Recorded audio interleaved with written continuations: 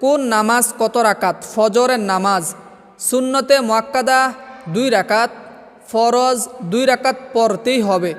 ফজরের নামাজ মোট 4 রাকাত। এখন আমরা জানব জোহরের নামাজ কত রাকাত। সুন্নতে মুআক্কাদা 4 রাকাত, ফরজ 4 রাকাত, সুন্নতে মুআক্কাদা 2 রাকাত, নফল 2 রাকাত। তবে নফল পড়লে সওয়াব, না পড়লে কোনো গুনাহ নাই। জোহরের সর্বমোট রাকাত সংখ্যা 12 রাকাত। এখন জানব পবিত্র আসরের নামাজ কত রাকাত এবং সুন্নত কত রাকাত, ফরজ কত রাকাত। সুন্নতে জায়েদা হচ্ছে 4 রাকাত, পড়লে সওয়াব, না পড়লে গুনাহ নাই।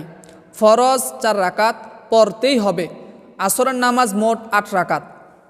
মাগরিবের নামাজ ফরজ 3 রাকাত, সুন্নতে মুআক্কাদা 2 রাকাত, নফল 2 রাকাত, পড়লে সওয়াব, না পড়লে গুনাহ নাই। মাগরিবের মোট রাকাত সংখ্যা 7 রাকাত। এখন আমরা জানব পবিত্র এশারের নামাজ মোট কত রাকাত। সুন্নতে জায়েদা 4 রাকাত, পড়লে সওয়াব, না পড়লে গুনাহ নাই। ফরজ 4 রাকাত পড়তেই হবে। সুন্নতে মুআক্কাদা 2 রাকাত পড়তেই হবে, পড়তে হবে। বিতির 3 রাকাত ওয়াজিব যেটাকে বলা হয়, সেই নামাজ কিন্তু পড়তেই হবে। অনেকে দেখা যায় ভিতরের নামাজ পড়ে না। তারপরে নফল 2 রাকাত, পড়লে সওয়াব, না পড়লে কোনো গুনাহ নাই। মোট 15 রাকাত।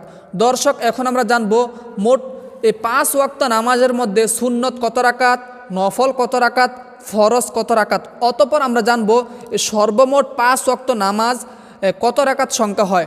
মোট রাকাত সংখ্যা হচ্ছে সর্বমোট 46 রাকাত। সর্বমোট হচ্ছে 5 ওয়াক্ত নামাজ 46 রাকাত।